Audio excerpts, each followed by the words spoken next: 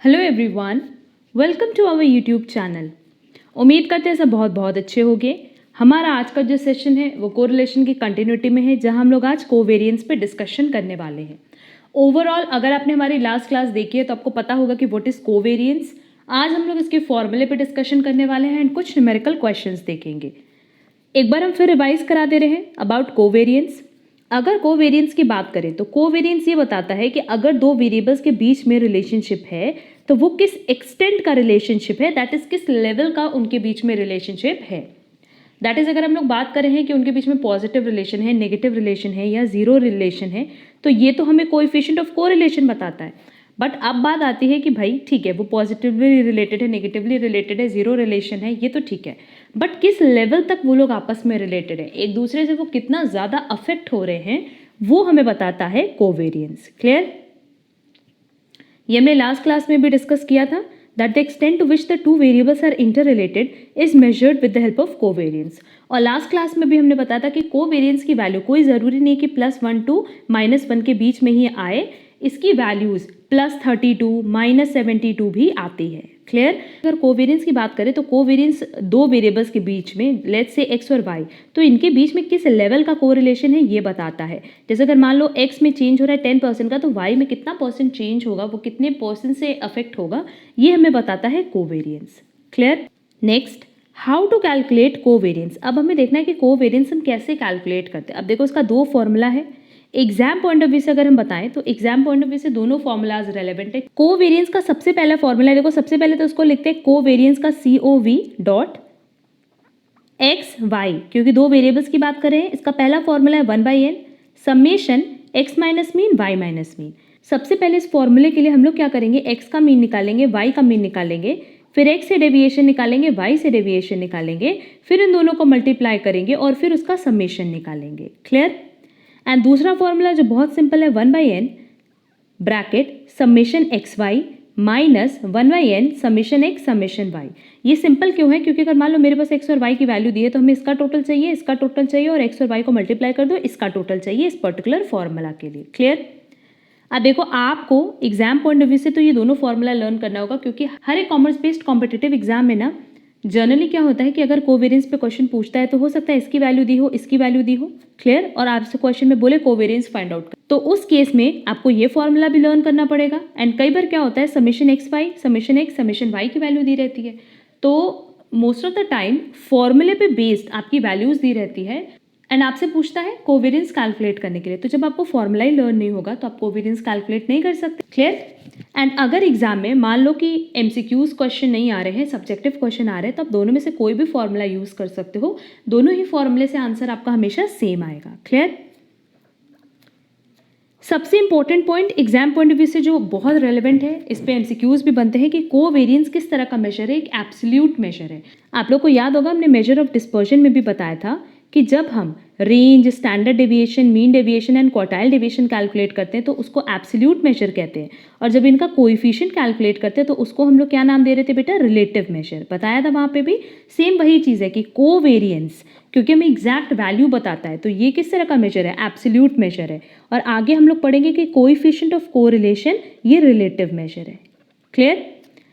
अब एक क्वेश्चन हम लोग देख लेते हैं कोवेरिएंस पे। अब यहाँ देखो एक क्वेश्चन हम लोग देख लेते हैं, और इस क्वेश्चन को ना हम दोनों फॉर्मूला से आप लोगों को सॉल्व करके बताएंगे, क्योंकि फॉर्मूले का एप्लीकेशन कैसे करना है ये भी ज़रूरी है। हमारा क्वेश्चन है calculate the covariance of the following pairs of observation of the two variables x and y. अब देखो यहाँ हमारे पास वैल्यूज़ दी है, और इस केस में ना हमेशा मानते हैं कि पहली वैल्यू एक्स है फिर वाई, सेम सब में ये चलेगा, ये x y x y x y x y. Clear? तो सबसे पहला फॉर्मूला जो था बेटा वो क्या था, यहाँ पहले फॉर्मूला लिख रहे हैं कोवेरिएंस का। जो मेरे पास सबसे पहला फॉर्मूला था वो था 1/n summation x minus mean y minus mean.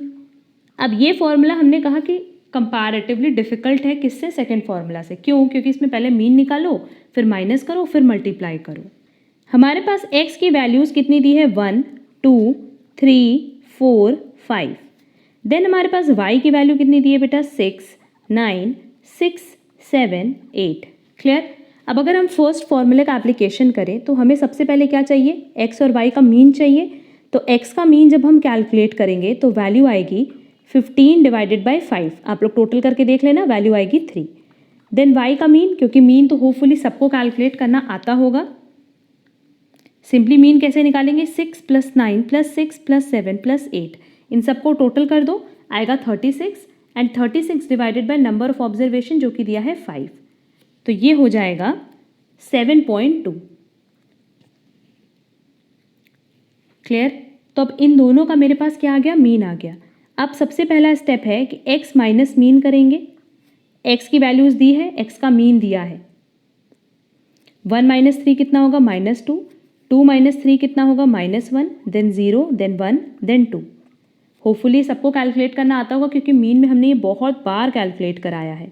अब y माइनस मीन करेंगे, y का मीन कितना है बेटा, 7.2, तो 6 माइनस 7.2 कितना होगा, -1.2, देन 9 - 7.2 हो जाएगा 1.8, then again -1.2, then -0.2, then 0.8। Clear?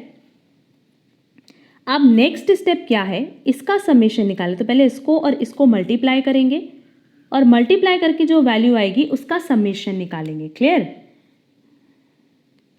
तो माइनस माइनस प्लस हो जाएगा 2.4, ये हो जाएगा -1.8, 0, -0.2, एंड लास्ट वैल्यू कितनी हो जाएगी, लास्ट वैल्यू हो जाएगी 1.6। अब इसका टोटल कर लेंगे बेटा, तो टोटल कितना आएगा, 2.4, जो पॉजिटिव वैल्यू है पहले उसको ऐड करो, 2.4 प्लस 1.6, फिर इसमें से जो नेगेटिव वैल्यूज़ हैं उसको माइनस करेंगे, दैट इज़ 2, तो वैल्यू आ रही है +2। क्लियर? मतलब इस पूरे की वैल्यू कितनी आ गई, 2। तो नंबर ऑफ ऑब्जर्वेशन मेरे पास कितना है, 1 2 3 4 5, एंड मेरे पास इसकी जो वैल्यू आई बेटा वो आई 2, अभी कैलकुलेट किया है हमने, तो वैल्यू हो जाएगी 2/5, और हम इसको किस तरीके से लिख सकते हैं, 0.4। क्लियर? तो मतलब मेरा कोवेरियंस XY कितना आया, 0.4। बट इस फॉर्मूले में सबसे बड़ी प्रॉब्लम यही थी कि कैलकुलेशन बहुत ज़्यादा हो जाता है, लेंदी हो जाता है। अब हम इसी क्वेश्चन को आपको सेकेंड फॉर्मूले से सॉल्व करके दिखा रहे हैं। फॉर्मूला क्या था, सबसे पहले फॉर्मूला रिकॉल करते हैं, 1/n ब्रैकेट में summation XY minus 1/n bracket में summation x summation y, bracket close. Clear? अब देखो ये सिंपल क्यों है फॉर्मूला, क्योंकि सिंपली हमें क्या करना है, हमारे पास x की वैल्यू दी है, y की वैल्यू दी है, और x और y को हमें मल्टीप्लाई करके कैलकुलेट कर लेना है। तो x की वैल्यू है 1 2 3 4 5, और y की वैल्यू कितनी थी, 6 9 6 7 8। हमें सबसे पहले समेशन एक्स वाई चाहिए, तो इन दोनों को आप मल्टीप्लाई करके वैल्यू निकाल लो, ये आ जाएगा 6 18 18 28 एंड 8 5 40। अब समेशन एक्स चाहिए, समेशन वाई चाहिए। जब हम समेशन एक्स वाई को टोटल करेंगे तो वैल्यू आएगी 110। समेशन एक्स का टोटल किया था 15 आया था, और समेशन वाई किया था तो कितना आया था 36। लास्ट क्वेश्चन में हमने सॉल्व करके दिखाया था। नंबर ऑफ ऑब्जर्वेशन बेटा अभी भी कितना है, 1/5। समेशन एक्स वाई कितना आया, 110 minus again number of observation is 5 multiply by summation X आ रहा है 15 एंड समेशन वाई आ रहा है 36।